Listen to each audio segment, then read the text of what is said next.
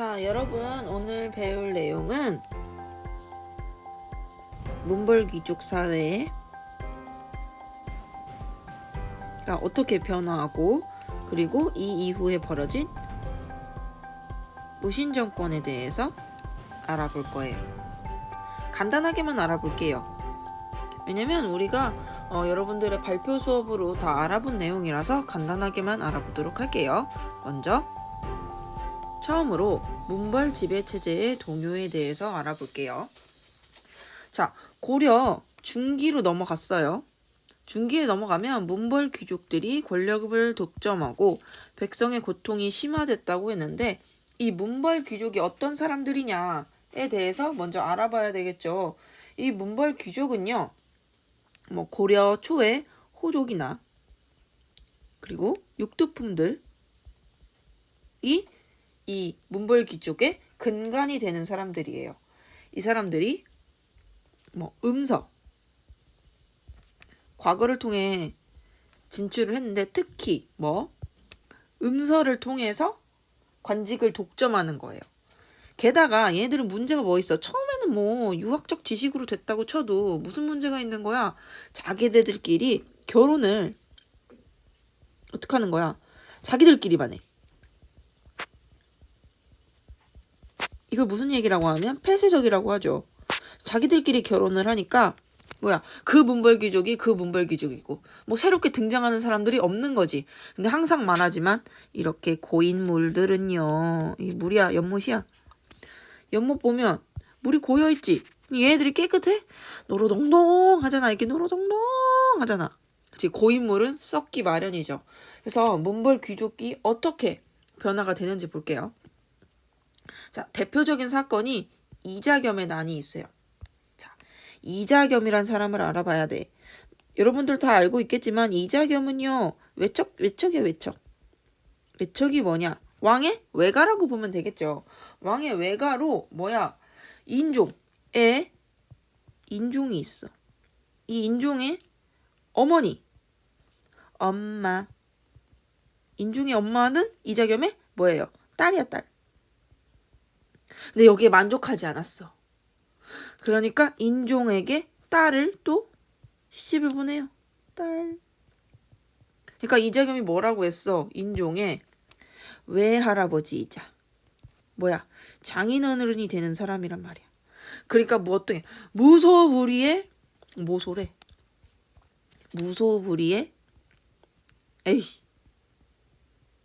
권력을 누렸던 사람이라고 할 수 있어요.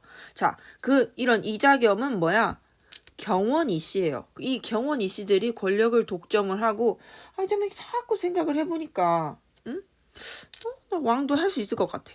라는 생각을 들 수도 있겠죠. 그리고 이 당시 상황이 뭐냐면, 이 이자겸 세력이랑 누구랑 경쟁을 벌이냐면, 이 왕의 측근 세력이 있어요. 세력이랑 갈등을 벌여. 그래서 이 측근 세력들과 왕, 당시 인종은요, 누구를 없애려고 했냐? 이 이자겸을 제거하려는 시도를 해요. 그런데 이게 중간에 발각돼 버리는 거야. 들켰어. 그래서 이자겸이 오히려 다시 반란을 일으키고 인종을 감금해 버려요. 그래서 인종이 이렇게 감금된 상황에서 어떻게 하냐? 국리를 해야 될 거 아니야. 그때 누구를 꼬시냐? 척준경을 꼬셔요. 척준경은 당시 이자겸이랑 사이가 좋았어. 이 척준경이 어떤 사람이냐면 몇몇 반은 발표에서 들었을 거예요. 여진족 당시에 공을 세운 사람이야. 공을 세웠어. 여진족을 이렇게 무찌를 때 공을 세우고 또 했던 사람이냐면 내가 항상 말하는데 도깨비의 공유. 지금 공유 사진을 안 해놨네. 안타깝다. 이 공유의 모델이 되는 사람이야. 모델이 되는 사람이야. 그러니까 혼자서 성 하나를 함락시키는 그런 엄청난 무력을 가진 사람이었단 말이야. 근데 그런 척준경을 인종이 꼬신 거야. 이렇게 하자. 그래서 척준경이 누구를 배신하게 되는 거예요? 누구를 배신하냐면 이자겸을 배신하는 거야. 그러면서 이자겸을 제거하는데 여기서 죽은 건 아니야. 그래도 우리 장인어른이고 우리 외할아버지인데 죽일 순 없잖아. 그래서 귀양을 보내요. 귀향을 보내. 어디로? 영광으로. 영광? 영광은 뭐가 유명해? 영광은 뭐가 유명하지? 영광은요, 굴비가 유명하잖아. 굴비. 이 영광 굴비도 누구한테 나온 거야? 이자겸한테 나온 거야. 이자겸이 영광으로 갔어. 근데 상에 이제 굴비가 나온 거야. 조기지, 조기. 조기가 나왔는데, 이걸 먹는데, 너무 맛있어. 그리고 이 생선을, 너무 맛있는 거야.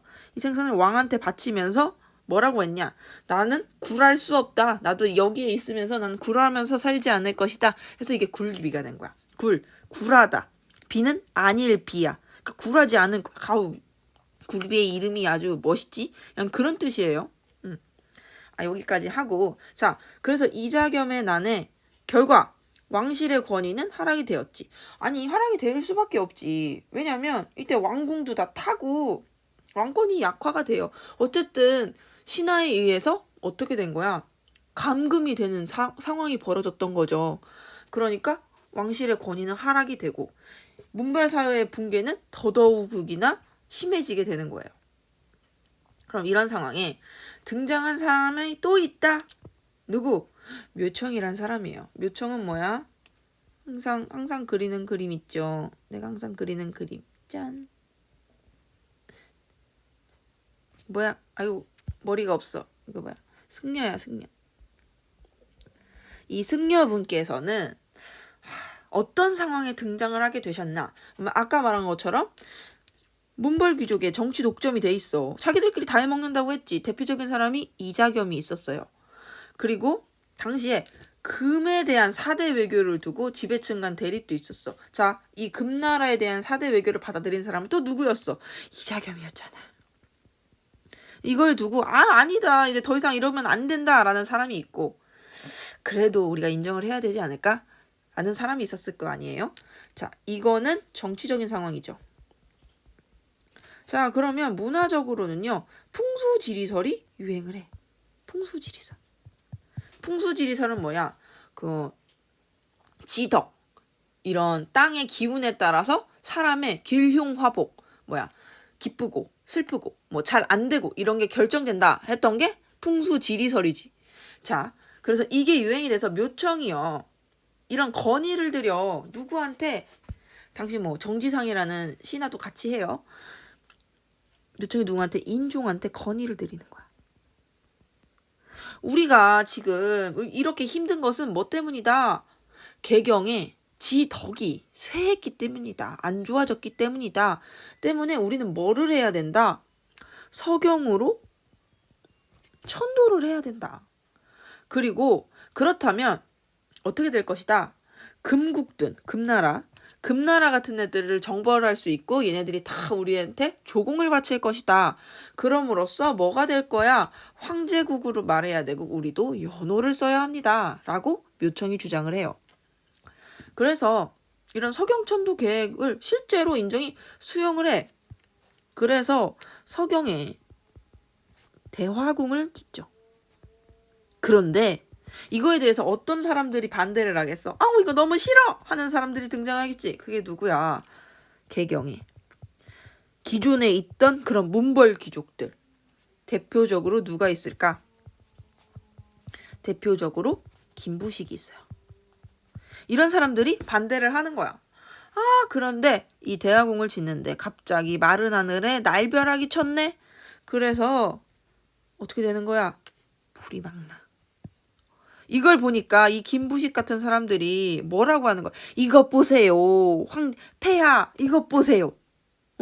이렇게 개경을 옮기려고 하니까 하늘도 알고서 이렇게 자꾸 나는 심란하게 하는 것이 않으십니까? 라고 하는 거야. 그 인종이 마음이 안 좋아졌겠지. 결국 어떻게 해? 서경천도 계획을 중지해버려요. 여기에 그러면 화가 나는 사람은 누구야? 여기 있던, 아까 웃고 있던 우리 묘청이 눈이 빛나겠지. 돼 안 돼. 그래서 서경에서 난을 일으켜요. 그게 묘청의 난인데 이것도 누구에 의해서 진압이 되냐면 김부식에 의해서 진압이 돼요. 자, 그 결과를 볼게요. 결과는 마찬가지야. 마찬가지예요. 문벌 귀족 사이의 모순은 더더욱 심화됐어. 왜냐면 개경 세력이 결국 승리하게 된 거죠. 우리끼리 다 해먹는 이런 상황이 더 심해지는 거야. 그리고 왕권은 더더군다나 약화되겠지. 오케이? 자, 이런 상황이 문벌 지배체제의 동요의 상황이었어요. 자, 그럼 그 다음으로 넘어갈게요. 자, 그 다음에 보면 우리가 이제 무신 정권을 알아볼 거예요. 자, 무신 정권이라 하면 무와 문을 구분을 해야겠지. 무신이 있고 그럼 문신이 있다는 얘기잖아. 그럼 무신은 뭐야? 무신. 그러니까 무력이라고 하면 칼을 드는 사람이라고 간단하게 생각하면 돼요. 우리가 생각하는 뭐 장군님들을 무신이죠. 그리고 현재는 군인들을 무신이라고 할 수 있어요. 그럼 문신은 뭘 드는 거야? 당신은 연필이 없으니까 붓을 드는 사람들이죠. 붓. 그러니까 지금 생각하면 뭐야? 그냥 공무원, 뭐 장관님, 국회의원 이런 사람들을 문신이라고 할 수 있어요. 오케이? 자, 그런데 이런 문벌 귀족 체제에서 알 수 있듯이 문벌 귀족은 뭐로서 된 거라고 했어? 문벌 귀족은 음서나 과거였지. 근데 생각해봐. 이 과거에 뭐가 없어? 무가가 없어. 무가가 없단 말이야. 그러니까 이 문벌 귀족을 형성하는 사람들은 뭐야? 대부분 문신이죠. 무신들은요. 거의 문벌 귀족을 형성하지 못해요. 그래서 대부분 차별을 받고 있어. 문신에 비해서 차별을 받아. 대표적인 사건이 뭐냐면 김부식의 아들인 김돈중이라는 사람이 있어요. 그 사람이 뭐 장난을 치다가 그 무신의 제일 높았던 뭐 상장군급이 됐던 정중부 하얗게 수염이 하얗게 센 그런 정중부의 수염을 태워먹는 그런 사건도 있었어. 이게 말이 되는 거야? 그러니까 그 정도로 뭐야 무신들이 문신에 비해서 너무 낮았다라고 볼 수 있죠. 낮았다는 뜻이야. 문신이 위에 있고 무신이 아래라 이런 뜻이고 그리고 당시에 의종이 왕이었는데 사치와 향락을 너무 버려. 이것도 마음에 안 들어. 그리고 아까 말한 것처럼 문벌 귀족 사이의 모순도 있었죠. 자기들끼리 다 해먹는. 그러면서 외적으로도 권력을 다 장악하고. 그래서 정중부 이의방들이 무신의 정변을 일으켜요. 이게 뭐야? 보현원 사건이야. 보현원 사건이야. 자, 이건 뭐냐면 보현원으로 행처하는 의종과 누구? 그 같이 행처했던 문신들을 다 죽여버리고 의종은 어떻게 되는 거야? 의종은 귀양을 보내고 왕에서 몰아내는 그런 게 되는 거죠. 자, 이 초기 무신 정권은요. 뭘 중심으로 권력을 행사하냐면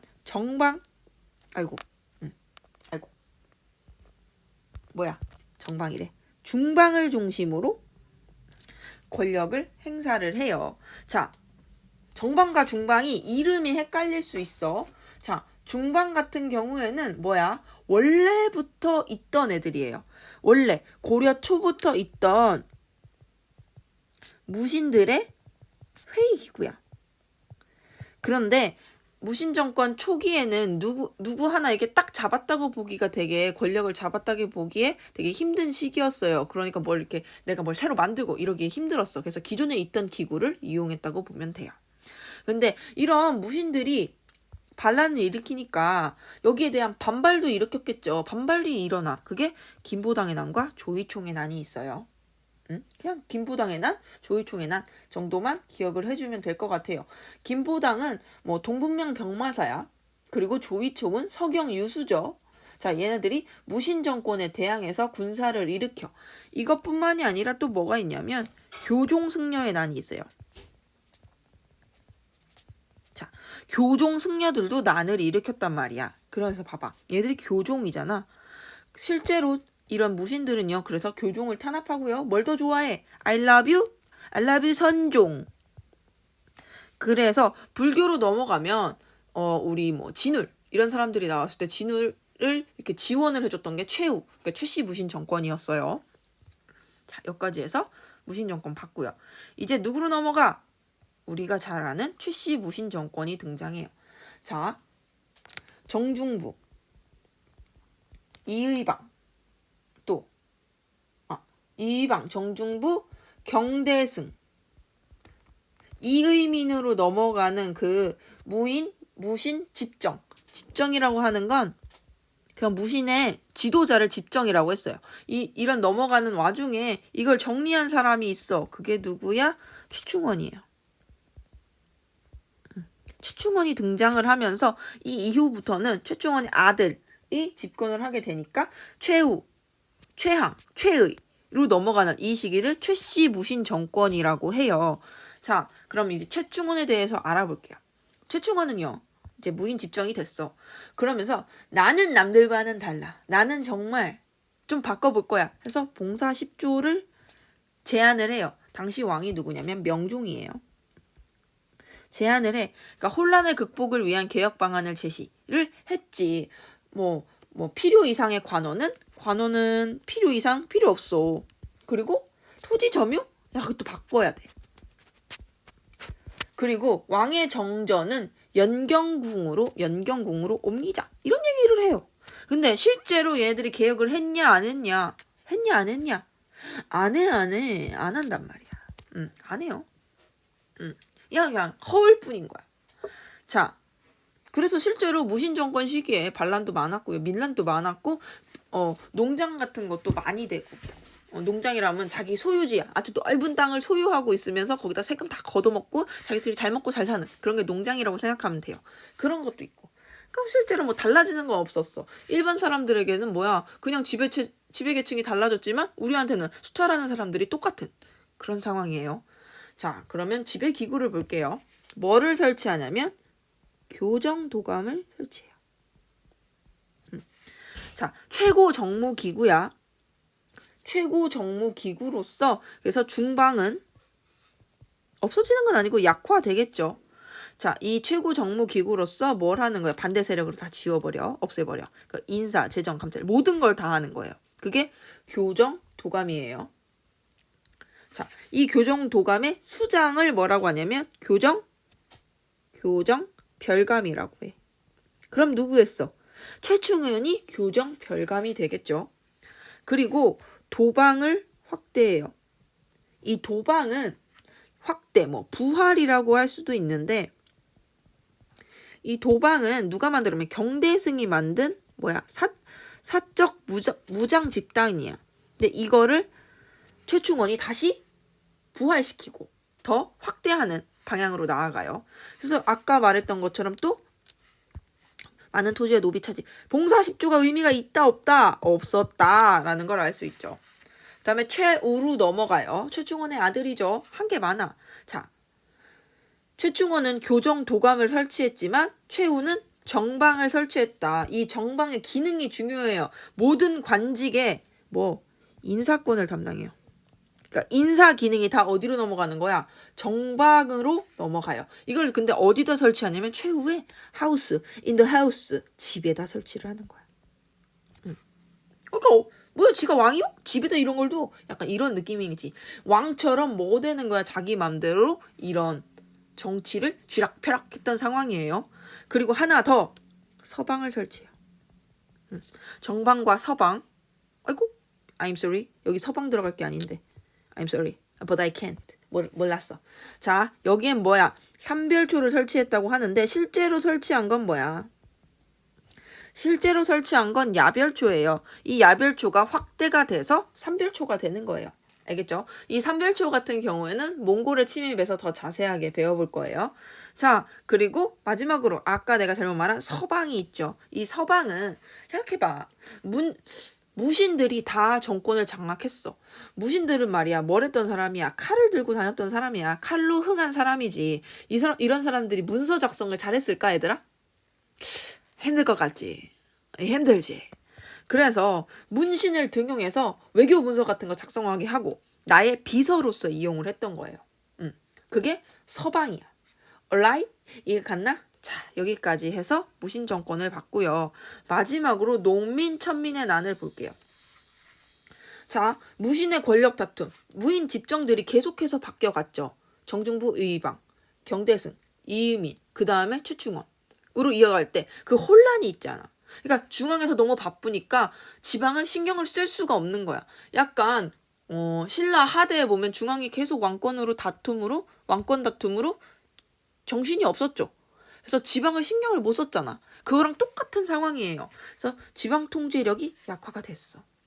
그리고 봉사십조를 하면 뭐해? 얘네들도 똑같았다. 수탈은 점점 심해져 갔다. 그리고 하극상 풍조가 일어나요. 이 하극상 풍조가 뭐냐면 이 의미는 출신 자체가 낮아요. 근데 이 출신이 낮은 사람이 지정을 다 귀족 출신이야. 걔네들도 어쨌든 무신이지만 귀족 출신의 그 무신들을 다, 특히 경대승 같은 경우에는 집안이 매우 좋았다고 해요. 애들 다 없애버리고 자기가 뭐가 된 거야? 집중이 된 거야. 근데 그걸 보는 이런 이의민을 보는 이의민이야. 높게 됐어. 그 아래에 있는 그 일반 사람들은 어떤 생각이 들겠어? 아, 꿍꿍이가 생기는 거지. 아, 꿍꿍이가 생겨. 나도 할 수 있겠다. 라는 생각이 생기겠죠. 자, 이런 걸 배경으로 다양한 밀란들이 일어나요. 한번 볼게요. 먼저 첫 번째로, 자, 김보당의 난이 첫 번째로 일어났던 거고, 그 다음에 조이총의 난이 일어나요. 이 조이총의 난에 서북 지역 농민들이 많이 가담을 해. 서경유수, 그러니까 서경이지. 서경 지역의 농민들이 가담을 해서 이것도 일종의 농민의 저항으로 보기도 해요. 그리고 공주 명학서에서 누가? 망이랑 망소이가 난을 일으키기도 하죠. 오케이? 자, 그래서 얘네들을 무마하기 위해서, 얘네들 위로하기 위해서 이 소를 현으로 높여주기도 해. 충순현. 그러면서 얘네들을 꼬셔내는 거야. 망이랑 망소이를 막 꼬셔내지만 결국에는 뒤통수를 치고 망이 망소이가 이 난이 평정이 되었다. 라는 얘기가 있고요. 자, 그 다음에 김삼이 효심의 난이 있어요. 이건 다른 말로 해서 운문, 초전의 난이라고도 해.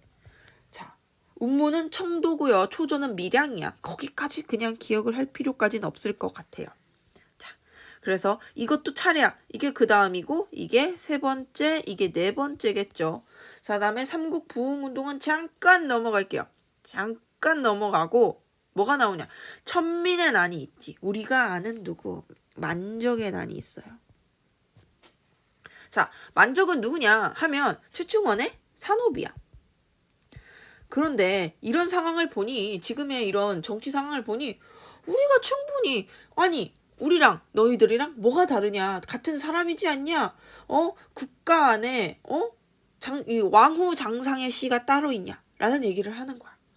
그래서 난을 일으키려고 했는데 이 만적의 세력 안에는 뭐가 있어? 다른 티가 하나 있었다. 스파이가 있었다. 얘가 가서 누구한테 일러? 최충원한테 일러. 그래서 만적의 난이 무마가 돼요. 자, 그게 몇 번째라고 할 수 있을까? 이게 5번째라고 할 수 있어요. 그게 만적의 난이야. 오케이? 오케이? 이해가나? You got it? I got it. 자, 그 다음에 보면 경주봉기, 다른 말로 이비와 패좌의 난이 있고요. 고구려 최강수의 난이 있고요. 마지막으로 이연년 형제의 난이 있어요. 이건 삼국 부흥운동인데 뭐냐면 고려라는 나라가 형성이 됐지만 이 고려라는 나라에는 뭐가 들어있어? 고구려, 백제, 신라의 느낌들이 다 들어있단 말이야. 그러니까 얘네들이 국가가 혼란할 때마다 우리는 고려가 아니야. 우리는 고려 사람이 아니야. 우리는 고구려 사람이야. 우리는 백제 사람이야. 신라 사람이야 하면서 다시 분열되려는 기미가 보이는 거예요. 이런 게 진짜 합쳐져서 국가 진짜 고려 사람이라는 의식이 형성된 건 언제냐면 좀 한참 있다가야. 원간섭기 넘어가서예요. 알겠지? 그러니까 몽골의 침입을 견뎌내면서 우리는 하나다 라는 의식이 생겨나기 시작한 거예요. 알겠죠? 그래서 이 각각을 좀 기억을 해주면 좋을 것 같죠? 자, 그리고 마지막으로 여기 사료들이 있는데, 자, 묘청의 난, 정방서방, 만적의 난까지 한번 읽어보면 될 것 같아요. 아까 말한 것처럼 서경의 임원력이 땅이 좋아. 여기로 옮기면 금이 공물을 바치고 항복하고 이런 내용, 묘청의 난과 관련이 있죠. 그리고 정방, 그리고 또 문객들이 많았는데 서방. 이게 누구야? 최우죠. 만적의 난, 장군과 재상의 씨가 따로 있는가? 라는 얘기가 있어요. 이거는요, 실제로 보면 여기서 처음 한 진나라에 진승 오광이가 진승이랑 오광이가 있어. 진승 오광이 난을 일으킬 때 했던 말이에요. 근데 이걸 만족이 갖다 쓴 거지. 오케이? 자, 여기까지 해서 우리가 몽골 지배 체제와 무신 정권을 알아봤어요. 자, 다음 시간에는요. 우리가 뭘 알아볼 거야, 이제. 이런 상황에서 몽골에 왜 하트를 해? 몽골의 침입과 뭘 할 거야? 원간섭기. 그리고 공민킹, 공민왕까지 알아볼 거예요. 알겠죠? 모두들 수고했어요. 안녕.